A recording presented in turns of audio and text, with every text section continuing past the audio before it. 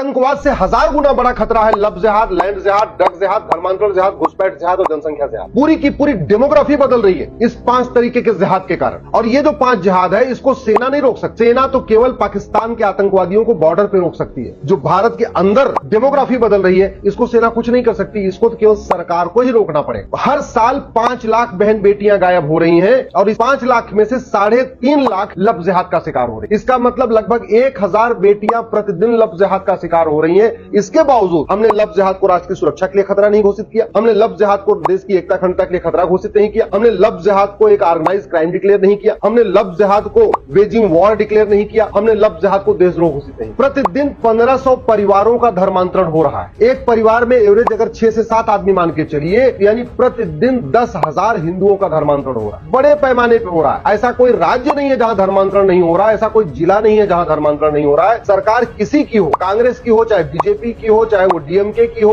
चाहे वो टीएमसी की हो, किसी की भी सरकार हो, धर्मांतरण हो रहा है, क्रिश्चियन कन्वर्जन हो रहा है। न तो हमने आज तक धर्मांतरण के लिए केंद्रीय स्तर पर कोई कानून बनाया, न हमने आज तक माइनॉरिटी को डिफाइन नहीं किया, न हमने आज तक हेट स्पीच को डिफाइन किया, न हमने धर्मांतरण को राष्ट्र की सुरक्षा के लिए खतरा घोषित किया, न हमने धर्मांतरण को देश की एकता अखंडता के लिए खतरा घोषित किया, न हमने धर्मांतरण को वेजिंग वॉर डिक्लेयर किया, न हमने धर्मांतरण को ऑर्गेनाइज क्राइम डिक्लेयर किया। जबकि हमारे पूर्वज धर्मांतरण को रोकने के लिए सर्वस्व बलिदान कर चुके हैं। चाहे वो छत्रपति शिवाजी महाराज हो, चाहे वो संभाजी महाराज हो, चाहे गुरु गोविंद सिंह जी हो, चाहे उनके 4 साहिबजादे हो, धर्मांतरण रोकने के लिए ही उन्होंने सर्वस्व बलिदान कर दिया। और 75 साल के बाद हम धर्मांतरण नहीं रोक रहे हैं, जबकि संविधान फ्रीडम ऑफ रिलीजन देता है, फ्रीडम ऑफ कन्वर्जन नहीं देता।